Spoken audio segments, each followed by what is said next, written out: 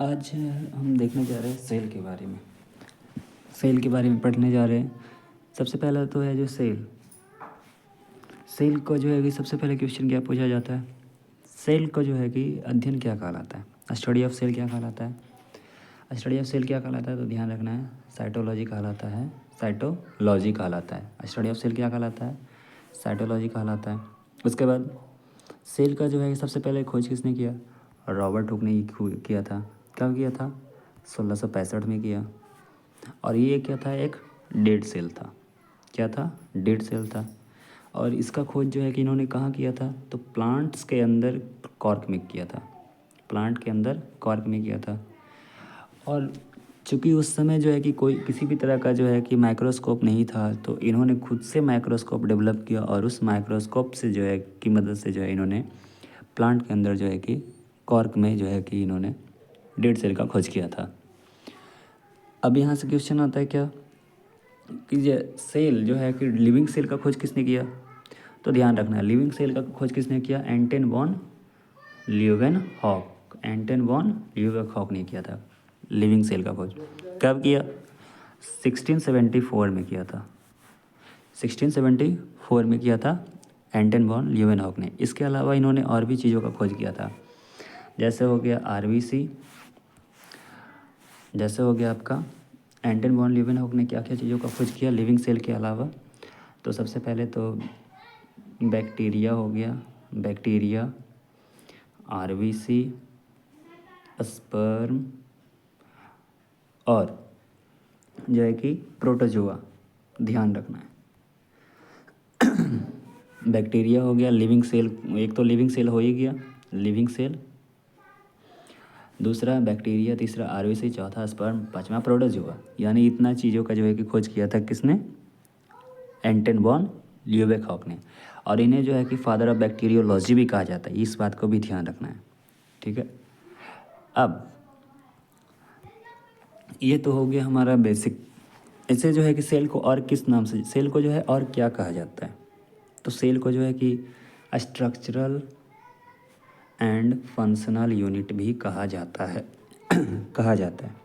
क्यों कहा जाता है, क्योंकि ये जो है कि हमारे चाहे प्लांट हो या एनिमल सेल हो, प्लांट हो या एनिमल्स हो, उसके अंदर जो है ये बेस होता है, आधार होता है। यानी जैसे कि हम कह सकते हैं, बहुत आप जानते होंगे बहुत सारे सेल मिल करके जो है कि आपको क्या बनाते हैं, टिश्यू। फिर बहुत सारे टिश्यू मिल करके ऑर्गन बनाते हैं। बहुत सारे ऑर्गन मिलने के बाद जो ऑर्गन सिस्टम बनता है। फिर बहुत सारे ऑर्गन सिस्टम मिल करके जो है कि हमारा बॉडी निर्माण करता है। तो ये जो होता है, इसी कारण इसको जो है कि क्या कहा जाता है, स्ट्रक्चरल यूनिट भी कहा जाता है। अब आते हैं फंक्शनल यूनिट क्यों कहा जाता है सेल को। मान करके चलिए सेल जो हम किसी भी शरीर, हमारे शरीर का किसी भी पार्ट का अगर जो है कि सेल डैमेज हो जाए, तो अगर सेल ही डैमेज हो गया जो आधार है, तो क्या हमारा जो है कि टिश्यू काम करेगा, ऑब्वियसली नहीं करेगा।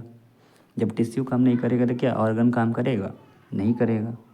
ऑर्गन्स नहीं करेगा तो क्या ऑर्गन सिस्टम काम करेगा, नहीं करेगा। तो इस तरह से जो है कि सेल को जो है स्ट्रक्चरल और फंक्शनल यूनिट भी कहा जाता है, ये भी ध्यान रखना है। अब आता है कि सेल जो होता है और क्या क्या बेसिक क्वेश्चन, जैसे सबसे पहले तो है सेल, सबसे छोटा सेल जो है कि कहाँ पाया जाता है, और जो है यूनिवर्स का सबसे छोटा सेल है, किस नाम से जानते हैं उसको, तो याद रखना है माइकोप्लाज्म गैलीसेप्टिकम। माइकोप्लाज्म गैलीसेप्टिकम जो कि एक बैक्टीरिया के अंदर पाया जाता है। और अगर बोल दे सबसे बड़ा सेल तो आपका ऑस्ट्रिच एग हो जाता है ना, शुतुरमुर्ग का अंडा हो जाता है। अगर ह्यूमंस बॉडी के अंदर सबसे लंबा सेल का बात कर ले तो न्यूरॉन्स हो जाएगा। क्या हो जाएगा, न्यूरॉन्स हो जाएगा ह्यूमन सेल के अंदर सबसे लंबा। सबसे बड़ा सेल बात कर ले ह्यूमन बॉडी का गैमेट में तो हो जाएगा फीमेल का ओवा हो जाएगा। अगर वहीं पर बात कर ले ह्यूमन बॉडी में जो है कि सबसे छोटा, तो मेल में हो जाता है आपका स्पर्म हो जाता है। तो इन सारी बातों को जो है ध्यान रखना है। ये बेसिक हो गया सेल का, बेसिक इतना हो गया। अब चलिए हम जो है कि ध्यान, और इसके अलावा और क्या क्या पूछा जाता है, जैसे अब आते हैं जैसे सेल है ये हमारा, तो क्या सेल जो है कि ये जो काम कर रहा है, तो इसके अंदर बहुत सारे होंगे सेल ऑर्गेनल्स, है ना, बहुत सारी चीज़ मिलकर के काम कर रहा है, जिसे क्या बोला जाता है, सेल ऑर्गेनल या कोशिका अंगक बोला जाता है। यानी जो सेल प्रॉपर तरीके से काम करे, ये हमारा किस पर निर्भर करता है कि उसके अंदर जो मौजूद जितने भी सेल ऑर्गेनल्स हैं वो भी काम करना चाहिए। जैसे हमारे सेल ऑर्गेनल्स क्या क्या हो जाते हैं, माइटोकॉन्ड्रिया जिसको पावर हाउस ऑफ सेल कहा जाता है, न्यूक्लियस हो गया, है ना, लाइसोसोम हो गया, राइबोसोम हो गया जिसको प्रोटीन जो है यही बनता है। और अगर बात किया जाए लाइसोसोम जिसको आत्महत्या की थैली कहते हैं, ये सारे जो है कि कोशिका अंगक हो गए। फिर आपका एंडोप्लाज्मिक रेटिकुलम हो गया, है ना, ईआर जिसको बोला जाता है, वैक्यूल्स हो गया, ये सारे क्या है, कोशिका के अंगक हैं। यानी कि कोशिका ठीक तरीके से काम करे उसके लिए जो है कि कोशिका के अंदर मौजूद सारे कोशिकांग को भी प्रॉपर वे में काम करना होगा, तभी हमारा कोशिका काम करेगा सही तरीके से। और जब कोशिका काम करेगा, प्रॉपरली वर्क करेगा, तब हमारा टिश्यू काम करेगा। और जब टिश्यू काम करेगा तब हमारा ऑर्गन और फिर ऑर्गन सिस्टम काम करेगा। और उस तरह से जो है पूरा, चाहे वो प्लांट्स का बॉडी हो, चाहे एनिमल्स का हो, चाहे ह्यूमंस का हो, तब हमारा जो है कि बॉडी पर तरीके से काम करेगा। तो इसलिए जो है सेल को जो है स्ट्रक्चरल और फंक्शनल यूनिट भी कहा जाता है। और ये सारे जो मैंने बताया, सेल मेम्ब्रेन हो गया, सेल वॉल हो गया, ये सारे क्या है, माइटोकॉन्ड्रिया हो गया, लाइसोसोम हो गया, न्यूक्लियस हो गया, ये वैक्यूल्स हो गया, ये सारे क्या है, सेल ऑर्गेनल्स हैं। और इसके बारे में चलिए हम पढ़ते हैं। तो शुरुआत करते हैं। ये जैसे कि आप पिक्चर देख रहे हैं, ये क्या है, आपका एनिमल सेल स्ट्रक्चर है। और ये सारे जो है जैसे आप देख रहे हैं, mitochondria, nucleus, endoplasmic reticulum endoplasmic reticulum, है ना, तो ये वैक्यूल्स हो गया, ये सारे लाइसोसोम हो गए, ये सारे क्या है, गोल्जी बॉडी हो गया, गोल्जी apparatus हो गया, ये सारे क्या है, कोशिका के अंदर मौजूद कोशिकांग है जिसे बोला जाता है सेल ऑर्गेनल्स। और एक बात ध्यान रखना, जैसे क्या, अगर हम बात कर ले, जैसे सेल, ये क्या हो गया आपका, जैसे सेल वाल हो गया। तो सेल वाल का अगर बात कर लीजिएगा तो सेल वाल सिर्फ ये भी क्या ध्यान रखना है, सेल वाल आपका सिर्फ किस में मौजूद रहता है, प्लांट में मौजूद होता है ना। तो इस सारी बातों को हम लोग चलिए आगे पढ़ते हैं एक एक करके। सेल का स्टडी ऑफ सेल, जैसे आपको पता होगा स्टडी ऑफ सेल क्या कहलाता है, साइटोलॉजी कहलाता है। ये आपको मैंने ऊपर भी बताया, है ना। उसके बाद मैंने आपको बताया कि सेल को जो है कि क्या कहते हैं, स्ट्रक्चरल एंड फंक्शनल यूनिट भी कहा जाता है। ये सब मैंने बता दिया ऊपर ही आपको। और ये जो है सबसे पहले डेड सेल का अगर पूछा जाता है किसने किया डिस्कवर, तो रॉबर्ट हुक ने किया था, 1665 में किया था। और जो है कि इन्होंने अपने माइक्रोस्कोप से देखा था। ये सारी बातों को मैंने अब ऊपर बता चुका है। अब आते हैं कि जो सेल है, नंबर ऑफ सेल के आधार पर, है ना, जीवों को जो है दो भागों में बांटा गया। जीवों को जो है कितने भागों में बांटा गया, सेल के आधार पर, सेलों की संख्या के आधार पर दो। एक होता है यूनिसेलुलर, दूसरा होता है मल्टीसेलुलर। यूनिसेलुलर का मतलब है पूरा शरीर, है ना, जो जीव है, ऑर्गेनिज्म है, उसका पूरा बॉडी जो है क्या हो, सिर्फ सिंगल सेल से बना हो, तो यूनिसेलुलर ऑर्गेनिज्म का वो एग्जाम्पल हो जाएगा। जैसे आपका एग्जाम्पल में पूछा जाता है कि एक बताइए यूनिसेलुलर का एग्जाम्पल बताइए, यूनिसेलुलर ऑर्गेनिज्म का, तो अमीबा, प्लाज्मोडियम, यूग्लिना, पैरामीशियम, ये ध्यान रखना है। अब उसी तरह से अगर हम बात कर लें मल्टी सेलुलर का, तो मल्टी सेलुलर क्या होता है, उसका जो है पूरा शरीर बहुत सारी कोशिकाओं का बना होता है। जैसे एग्जाम्पल में ले लीजिए एनिमल्स का, तो एनिमल्स का जो सेल है, वो एनिमल्स का पूरा बॉडी जो है उसमें बहुत सारे सेल मौजूद होता है, और हर सेल का अलग अलग वर्क होता है। और इसी कारण जो है बहुत सारे सेल से मिल करके जब उसका बना हुआ स्ट्रक्चर, है ना, तो उसी कारण जो है क्या कहलाता है, यानी सीधा समझना है, जिसका बहुत सारे सेलों से मिल करके जो बनता है जीव, वह कहलाता है मल्टी सेलुलर कहलाता है। अब सेल का जो है कि थ्योरी दिया था, किसने दिया था, स्लेडन और स्वान ने दिया था, है ना। उनका कहना था कि सभी जीवों का जो है शरीर क्या बना हुआ है, सेल और सेल ऑर्गेनल से बना हुआ है, ध्यान रखना है। तो सेल थ्योरी किसने दिया था, आपका स्लेडन और स्वान ने दिया था। उनके जो है कि उनके थ्योरी के अकॉर्डिंग ये भी कहना था कि शुरुआत में जितने भी सेल रहते हैं, चाहे वो मल्टी सेलुलर हो चाहे यूनिसेलुलर हो, उसका जो है कि शुरुआत में सिंगल सेल ही से जो है डेवलप होता है। बाद में भले जो है कि कोशिका का जो है कि डिवीज़न हो जाता है, सेल डिवीज़न हो जाता है, टूट जाता है और नए कोशिकाओं का निर्माण करता है, तो जो है कि मल्टी सेलुलर बन जाता है, जैसे ह्यूमंस, प्लांट्स, एनिमल्स, ये जो मल्टी सेलुलर के एग्जाम्पल। लेकिन इनके अकॉर्डिंग, इनके थ्योरी के अकॉर्डिंग ये कहना था कि शुरुआत में कोई भी हो, उसका बॉडी जो है कि एक ही सेल से, सिंगल सेल से जो है निर्मित होता है। तो ये भी ध्यान रखना है। अब चलिए, आपको बता दिया मैंने ये जो स्मॉलेस्ट सेल क्या होता है, माइकोप्लाज्मा गैलीसेप्टिकम होता है ना। लार्जेस्ट सेल ये भी बता दिया क्या होता है, गैमेट में, है ना। Largest gamete cell human body बोलेगा तो वो हो जाता है, और स्मॉलेस्ट सेल बोल देगा तो आरबीसी हो जाएगा, और स्मॉलेस्ट गैमेट सेल बोल देगा तो आपका स्पर्म हो जाएगा, और जो है कि लार्जेस्ट सेल जो हो जाता है, जानते हैं, शुतुरमुर्ग का अंडा हो जाता है। अगर देखिए, जैसे यहाँ पर लिखा हुआ है कोशिका विज्ञान का पिता, भारतीय पिता, है ना। भारतीय पिता किन्हें कहा जाता है? ए के शर्मा को कहा जाता है। किन्हें कहा जाता है? ए के शर्मा को कहा जाता है। और वहीं पर जो है कि अगर बोला जाए, सिर्फ बोलेगा कि फादर ऑफ बायोलॉजी था एरिस्टोटल, अरस्तु जिसे कहा जाता है। तो ये बात को ध्यान रखना है। अब आते हैं सेल कितने प्रकार के होते हैं। तो सेल जो है तो दो प्रकार के होते हैं, प्रोकैरियोटिक, यूकैरियोटिक। प्रोकैरियोटिक सेल का अगर हम बात कर लें तो प्रोकैरियोटिक सेल जो होता है, सीधा ध्यान रखना, प्रोकैरियोटिक जो होता है ये शुरुआती सेल होता है। मतलब कोई भी बॉडी का जिस निर्माण होता है, चाहे वो एनिमल्स हो, चाहे वो ह्यूमंस हो, है ना, किसी का भी कोई भी ऑर्गेनिज्म, तो उसमें जो होता है क्या आपका, कि प्रोकैरियोटिक जो होता है शुरू से मौजूद होता है उसमें। यूकैरियोटिक जो होता है बाद में होता है, बाद में आता है, यानी नेओ सेल इसे बोला जाता है। प्रोकैरियोटिक जो होता है, ध्यान रखना है, वो पूरी तरह से मैच्योर नहीं होता और पूरी तरह से विकसित नहीं होता, वेल डेवलप्ड नहीं होता है। लेकिन अगर हम यूकैरियोटिक की बात करें तो वो मैच्योर होता है, वेल डेवलप्ड होता है। प्रोकैरियोटिक जो होता है, प्रोकैरियोटिक सेल में जो है कि आपका लाइसोसोम और माइटोकॉन्ड्रिया और गोल्गी बॉडी में नहीं पाया जाता है। माइटोकॉन्ड्रिया, लाइसोसोम और गोल्गी बॉडी में नहीं पाया जाता है। ठीक है, जैसे यहाँ से आपको मैंने बताया, माइटोकॉन्ड्रिया को जो पावर हाउस ऑफ सेल कहा जाता है, लाइसोसोम को जो है आत्महत्या की थैली कहा जाता है, सुसाइडल बैग कहा जाता है, और गोल्गी बॉडी को क्या कहा जाता है, तो ट्रैफिक पुलिस ऑफ सेल कहा जाता है ना। ये क्या करता है, पोषक पदार्थों को जो है कि विभिन्न कोशिकाओं तक पहुँचाने का काम करता है, इसलिए इसे जो है ट्रैफिक पुलिस ऑफ सेल कहा जाता है। तो ये इतना जो है यहाँ से ध्यान रखना है। और प्रोकैरियोटिक सेल में जो होता है, डीएनए किस रूप में प्रेजेंट होता है, गोलाकार प्रेजेंट होता है, सर्कुलर रूप में प्रेजेंट होता है। और वहीं पर यूकैरियोटिक सेल का बात करेंगे तो डबल हेलिक्स स्ट्रक्चर के रूप में जो होता है डीएनए प्रेजेंट होता है।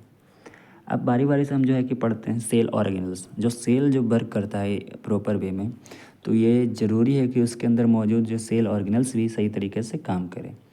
तो सेल ऑर्गेनल्स जो है कि हम पढ़ने जा रहे हैं, जैसे क्या क्या होता है सेल ऑर्गेनल्स, मैंने आपको बताया, cell wall, cell membrane, nucleus, mitochondria, lysosome, ribosome, Golgi body, endoplasmic reticulum, है ना, और वैक्यूल्स हो गया, प्लास्टिड हो गया। तो चलिए देखते हैं।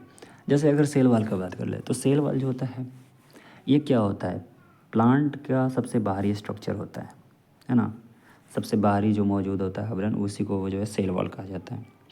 इसका फंक्शन क्या होता है, तो ये जो है पेड़ों को जो है कि मौजूद स्ट्रक्चर देने का काम करता है, पेड़ों को जो है कि स्ट्रॉन्गेस्ट जो है कि दृढ़ता मौजूद करता है, मजबूती प्रदान करता है, और एक स्ट्रक्चर देने का भी काम करता है सेल वॉल। और ध्यान रखना है, सेल वॉल जो होता है सिर्फ और सिर्फ किस में पाया जाता है, प्लांट में पाया जाता है, एनिमल सेल में नहीं पाया जाता है। ठीक है, इतना ध्यान रखना। अब आते हैं सेल मेम्ब्रेन, कोशिका झिल्ली जो होता है।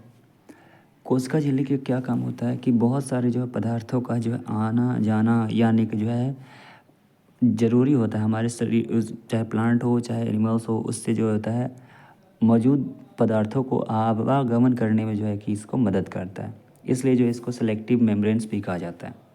ये चुनाव का काम करता है कि सही चीज़ क्या है, गलत ख़राब क्या चीज़ है। ख़राब चीज़ रहेगा तो उसको बाहर निकालेगा कोशिका से, सही चीज़ों का कोशिका के अंदर जाने देगा, है ना। तो ये जो है कि सेल मेम्ब्रेन होता है, इसका काम होता है। ये जो है कि सेकेंड लेयर होता है। ठीक है, चलिए अब न्यूक्लियस आ जाता है, न्यूक्लियस केंद्रक, है ना। इसी में जो है हमारा क्या रहता है, डीएनए, आरएनए जो है और क्रोमोसोम जीन प्रेजेंट रहता है। अब चलिए बारी बारी से सभी चीज़ों को पढ़ते हैं। अब देखिए, जैसे कि मैंने वहाँ पर बताया आपको सेल वॉल, सेल वॉल के बारे में बताया कि इसका जो है प्लांट में, सिर्फ प्लांट में मौजूद होता है, और ये जो एनिमल सेल में एब्सेंट होता है। और ये जो होता है पेड़ों को क्या करता है, सुरक्षा प्रदान करता है ना, और निश्चित सेप देता है। अब यहाँ से क्वेश्चन जो है कि पूछा जाता है, जो ध्यान रखना कि प्लांट सेल का जो सेल वॉल होता है ये किसका बना होता है, तो सेल्यूलोज का बना होता है। और सेल्यूलोज क्या है, तो सेल्यूलोज एक तरह का कार्बोहाइड्रेट है। और ये अगर पूछे कि कार्बोहाइड्रेट में कौन सा कार्बोहाइड्रेट है, तो पॉलीसेकेराइड कार्बोहाइड्रेट है, ये ध्यान रखना। और यह जो होता है वाटर में क्या होता है, इनसॉल्यूबल होता है, मतलब अघुलनशील होता है, वाटर में नहीं घुलता है, इतना ध्यान रखना है। और सेल्यूलोज जो होता है इसको क्या बोला जाता है, hardest part of plant cell बोला जाता है, ठीक है, ध्यान रखना है। तो मैंने क्या बताया कि सबसे पहले सेल वॉल के बारे में। सेल वॉल से ये ध्यान रखना है कि सेल वॉल जो होता है सिर्फ प्लांट में मौजूद होता है, एनिमल सेल में नहीं पाया जाता है। यह जो होता है प्लांट को स्ट्रक्चर देने का काम करता है, उसके जो है मजबूती प्रदान करता है। और अगर पूछे सेल वॉल किसका बना होता है, तो सेल्यूलोज का बना होता है। सेल्यूलोज एक तरह का क्या है, कार्बोहाइड्रेट है। और ये जो होता है, अगर पूछे कार्बोहाइड्रेट में कौन सा कार्बोहाइड्रेट है, तो पॉलीसेकेराइड कार्बोहाइड्रेट है। और इसमें जो होता है वाटर, ये जो है वाटर में क्या होता है, अघुलनशील होता है, इनसॉल्यूबल इन वाटर होता है। अब अगर बात कर लें इसी तरह से कि बैक्टीरिया का जो सेल वॉल होता है वो किसका बना होता है, तो पेप्टिडोग्लाइकॉन का बना होता है। यानी कि पेप्टिडो का मतलब प्रोटीन हो गया और ग्लाइकॉन का मतलब कार्बोहाइड्रेट। तो सीधा समझना है, ये आपको बैक्टीरिया से पूछा जाए कि बैक्टीरिया का जो सेल वॉल होता है किसका बना होता है, तो बोलना है एमिनो एसिड का बना होता है ना। अब आते हैं सेल्यूलोज का जो बैक्टीरिया के अंदर होता है। अगर हम बात कर ले सेल वॉल जो होता है इंसेक्ट के अंदर, सेल वॉल जो होता है इंसेक्ट का सेल वॉल किसका बना होता है, काइटिन। फंगिस का तो काइटिन है ना, इंसेक्ट और फंगस जो होता है उसका क्या चीज़ का बना होता है, काइटिन का बना होता है। और प्लांट का जो आउटर लेयर होता है वो तो पता ही है आपको, सेल वॉल होता है। अब देखिए आते हैं सेल मेम्ब्रेन के बारे में, इतना ध्यान रखना था सेल वॉल से। अब आते हैं सेल मेम्ब्रेन, कोशिका झिल्ली। करें ये जो सेल मेम्ब्रेन होता है ना, प्लांट और एनिमल्स दोनों में पाया जाता है। और ये क्या चीज़ का बना होता है, तो ये जो है कराए फॉस्फोलिपिड का बना होता है, ठीक है। क्या चीज़ का बना होता है, फॉस्फोलिपिड का बना होता है। और इसका जो है कि अगर प्लाज्मा झिल्ली जो बात करें, सेल मेम्ब्रेन का हिंदी होता है सेमी परमिएबल अर्धपारगम्य झिल्ली। सीधा सा मतलब होता है करे मतलब बाहर सेल के अंदर मॉलिक्यूल्स को आने जाने से रोकता है, और जो सेल के लिए हानिकारक होता है उसे कोशिका में प्रवेश से रोकता है। और यहाँ से सेल मेम्ब्रेन से ये ध्यान रखना है कि ये क्या कार्य करता है, तो कह रहा है कॉम्बिनेशन, ये जो होता है फॉस्फोलिपिड, इससे क्वेश्चन जो ध्यान रखना है ये किसका बना होता है, फॉस्फोलिपिड का बना होता है। और फॉस्फोलिपिड जो है किसका कॉम्बिनेशन होता है, तो प्रोटीन और फैट का होता है। यानी कहीं पर आपको ये भी लिखा हुआ मिल सकता है कि जो सेल मेम्ब्रेन होता है किसका बना होता है, तो प्रोटीन और वसा का मिलकर बना होता है ना, इतना ध्यान रखना है। यहाँ पर वही लिखा हुआ है कि यह जो है जंतु कोशिका के सबसे बाहरी सतह होता है, यह पादप और पादप कवक बैक्टीरिया की दूसरी सतह होता है। यह लिपिड और प्रोटीन से मिलकर के बना होता है ना। कार्य इसका क्या होता है, फंक्शन क्या होता है, तो एक कोशिका से दूसरी कोशिका तक पोषक तत्वों को संचार करने का काम करता है। अब आते हैं, ये हो गया जैसे कि आपको पिक्चर दिखाया हुआ है, प्लांट सेल हो गया, एनिमल सेल हो गया। तो प्लांट सेल में जो होता है सेल मेम्ब्रेन होता है, और सब उसके बाहर भी सबसे बाहर क्या होता है, उसके बाहर क्या होता है आपका सेल वॉल होता है। ये प्लांट सेल का अगर बात कर लिया जाए तो देखिए प्लांट सेल का जो होता है सबसे बाहरी आवरण क्या होता है, सबसे बाहरी स्ट्रक्चर क्या होता है, तो सेल वॉल होता है।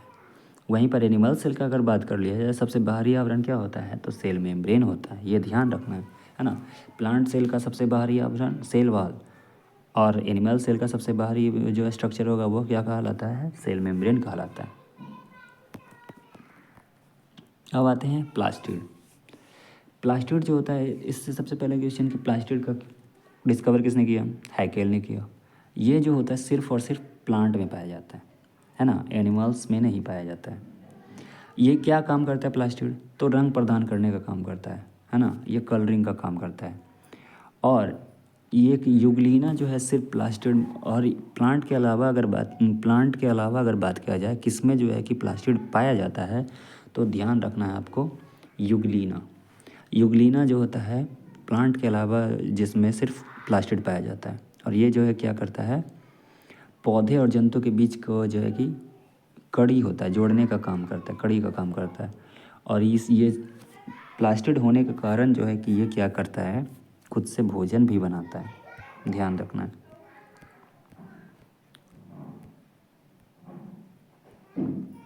ना।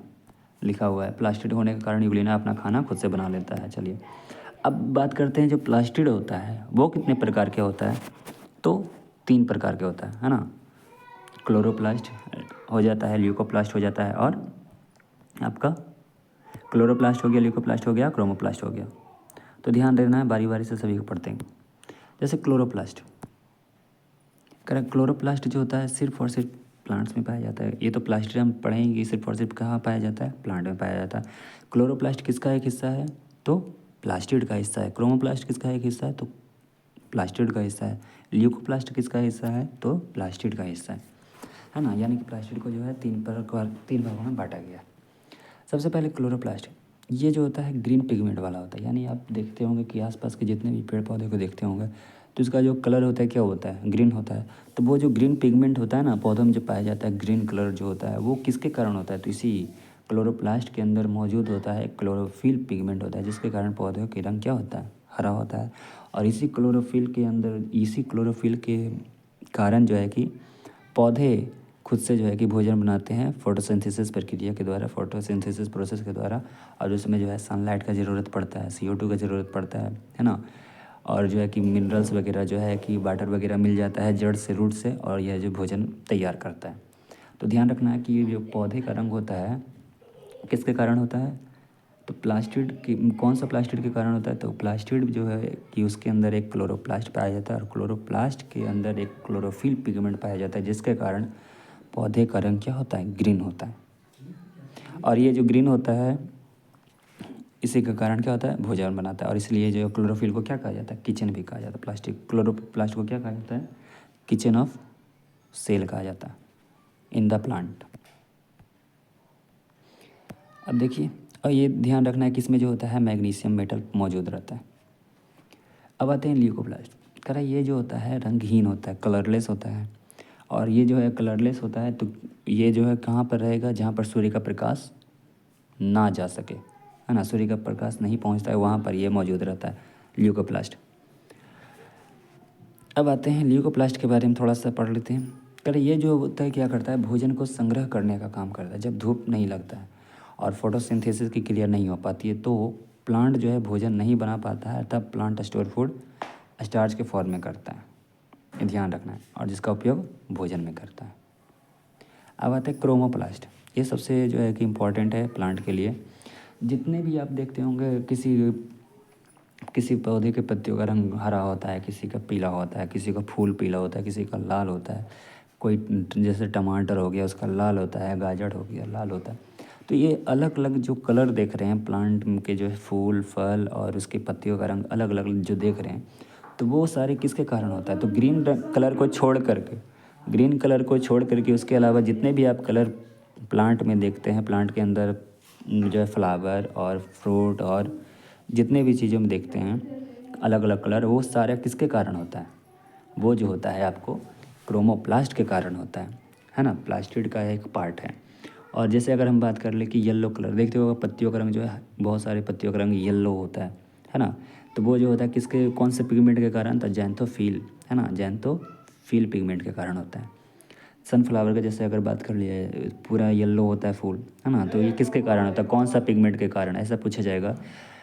वह कौन सा पिगमेंट का, प्लास्टिड के अंदर कौन सा पिगमेंट के कारण जो है सनफ्लावर का जो है कि येलो कलर होता है, तो जैंथोफिल पिगमेंट के कारण जो होता है सनफ्लावर येलो होता है। वहीं पर अगर हम टोमेटो की बात कर लें तो रेड कलर होता है, देखते हुए, तो ये किसके पिगमेंट के कारण होता है, ल्यूकोपिन। कैरेट के अंदर जो होता है आपको कैरोटीन के कारण होता है। ये बीट हो जाता है जिसको चुकंदर बोलते हैं, तो कह रहा है बीट के अंदर जो होता है विटामिन पिगमेंट पाया जाता है। ये इन सारे पिगमेंट के कारण जो होता है उन सारे चीज़ों का क्या कलर है, अलग अलग होता है। वहीं पर जैसे ध्यान रखना है कि बैंगन का हो जाता है नीला कलर होता है, देखते हैं बैंगन क्या होता है, नीला कलर का होता है। तो बैंगन जो होता है बैंगनी कलर का होता है, फिर बहुत सारे नीला कलर का भी होता है, टमाटर लाते, तो ये सब जो होता है फ्लोवेनाइड कलर का फ्लोवेनाइड पिगमेंट के कारण होता है। अब आते हैं सेंट्रोसोम। सेंट्रोसोम से ध्यान रखना है आपको क्या, सब सेंट्रोसोम जो है कि सबसे पहले इसका खोज किसने किया, बोबेरी ने किया।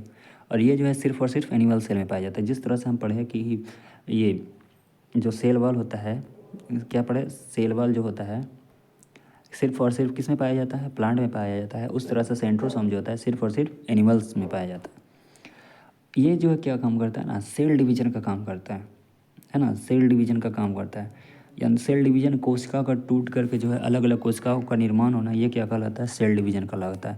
और इसमें हेल्प कौन करता है, तो सेंट्रोसोम करता है। और इसका स्ट्रक्चर जो होता है ट्यूब लाइक स्ट्रक्चर होता है, ठीक है।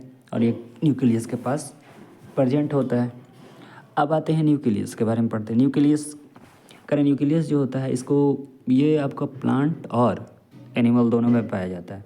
और ये जो होता है लार्जेस्ट पार्ट ऑफ सेल होता है, कोशिका का सबसे बड़ा जो होता है, कोशिकांग भी बोला जाता है इसे।